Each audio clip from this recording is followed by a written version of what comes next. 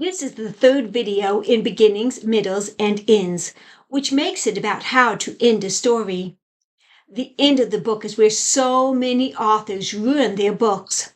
This happens with movies and TV series too.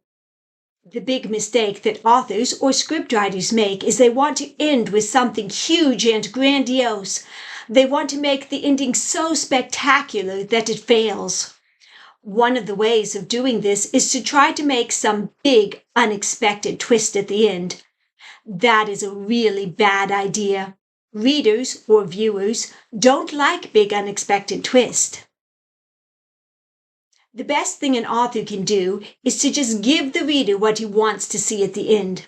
Remember how in my video on beginnings I said that the start of the book makes promises to the reader? Well, the end is the time to fulfill those promises. If the story has been setting up for the hero to battle the villain at the end, win, and then get the girl, then give that to the reader. Don't try to surprise the reader by having the villain commit suicide and the girl end up being an alien, or have her turn into a tree. Yes, an author really did that. No, I don't recommend that book series. The reader hopefully has been reading the book and rooting for the hero to be successful in some way, so he will feel betrayed if he doesn't get to see that success. Now, that doesn't mean that you can't give the reader what he wants to see in some exciting way, or even throw in a few twists. When I wrote the Camo series, my son, who was around 20 at the time, read the final battle and exclaimed, "That was epic!" That's the kind of reaction you want. It means I gave him what he wanted to see, but in an exciting way. When I wrote Book of Destiny, I had a real challenge in how to have my hero succeed. It was not easy to figure out. When I wrote it, my then older boys were amazed at how the hero outsmarted the villain. I won't give spoilers, but they wanted to see the hero outsmart the villain, but had no idea how he could. It took me a while to figure it out. I showed them, and they were excited about it. It is fine to put twist in the ending. I've done it quite a few times, but good twist will still give the reader what he wants to see, just with a twist. If a twist is well written, the reader doesn't ask, "Where did that come from?" or exclaim, "I never would have seen that coming." Good twists are always foreshadowed. If done right, the reader will not see the twist coming, but when it does will say, "I should have seen that coming." That means that the twist didn't hit him out of the blue, and when it happened, the reader recognized that it had been foreshadowed, but he hadn't put it all together. Don't try to surprise the fans and not give them what they want by twisting everything. Ask Game of Thrones fans how well that worked for them. At the end of the Faybourne series, there was a twist even I wasn't expecting. It just happened. The reader still got to have everything he wanted happen, but even I was surprised at what happened. It made perfect sense that it would, so I put it in, being true to my world.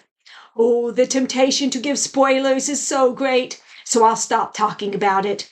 I just love cool things happening that I didn't expect but feel right. At the end of the story, never do anything that could be considered a deus ex machina.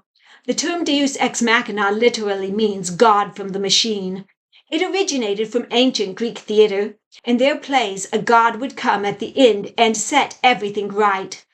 The actor playing the god would be lowered onto the stage by a machine, so he would look like he was coming from above. Thus, the term deus ex machina means a god from a machine, but is used in writing to mean a contrived plot device where someone or something provides an unrealistic solution to a generally seemingly unsolvable problem.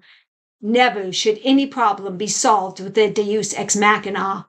It really breaks believability of the plot and is not true to the characters. Here's an example of a deus ex machina ending.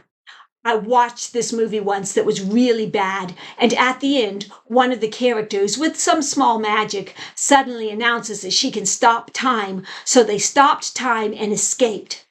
If she could do that, why didn't she before? Why were they even in the mess? Again, don't try to do something grandiose or amazing for the end of your story. Be true to your characters and give the readers what they want to see.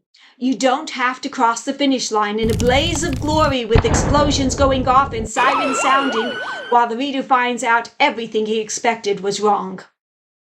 I've had so many TV series that I've been disappointed with the endings on, and so many books that just ruin the story at the end. Don't make those mistakes. That's pretty straightforward. But this series isn't just about writing. So, what does writing have to do with our lives? All of our lives will come to an end at some point. As a Christian, I look at the end of this life as the start of the next one with God. However you want your life to end, you need to make goals and work toward them. If you do, when you reach the end of your life, you will get what you wanted to see. You will move on happy with what you have done. But endings don't just apply to death. They go throughout many stories within our lives. Each story you go through, each cycle will come to an end. I have 7 children, so I never thought having little children would come to an end, but it did, and I'm on to a different chapter of my life. I'm in a different adventure, now making videos. Every chapter of life, every adventure along the way, be it college, jobs, or trials, will come to some end. So work toward the end so the end is happy and you get what you want to see happen. This video concludes the 3-part series on beginnings, middles, and ends. Thanks for watching. Please like, subscribe, and comment.